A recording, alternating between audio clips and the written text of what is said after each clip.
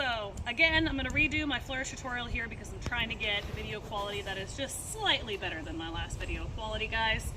So if you're brand new to color guard, you must be if you're watching a Flourish tutorial. I'm just gonna assume Flourish is one of the first things that they're gonna teach you in color guard because everything stems off of a Flourish for a couple of reasons.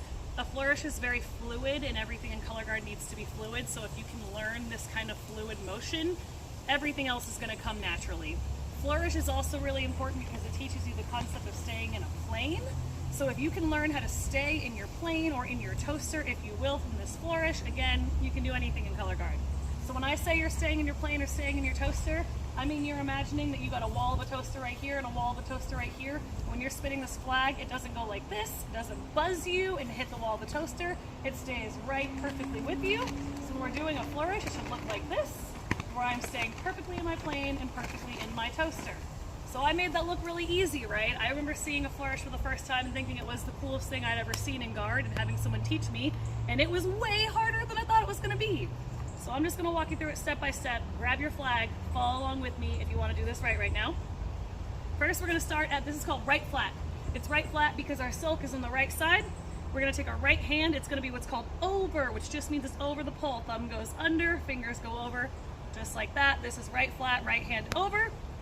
All we're gonna do here, guys, you're gonna start with just, we're gonna drop the flag. So let the flag's weight naturally carry it for a Flourish. Ready? It naturally wants to fall down, let it fall. The next thing we're gonna do is we're gonna take this pole and we are going to dive the pole behind us. My hand is not moved, don't take your hand off the pole. And then the flag is gonna naturally drop down again, and then we're gonna dive the pole back in front of us.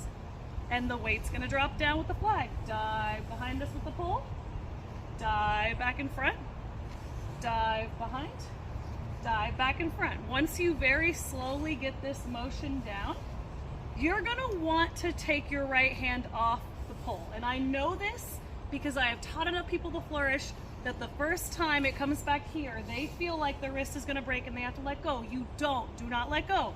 Your wrist is not gonna break. If you need to, you can kind of just hold on to the pole using these two fingers. But if you let your wrist just be relaxed and gentle, it will be able to do this motion. I promise you, you don't need to let go. Just remember to dive with the pole, let the flag drop naturally. Dive with the pole, let the flag drop naturally. I'll do it this way. So again, we're at right flat, let the flag drop, dive with the pole, let the flag drop, dive with the pole. And then you can speed it up a little bit. Remember that wrist can be nice and flexible, just like that. Once you get really comfortable with this kind of concept, I'm gonna have to go with the wind here.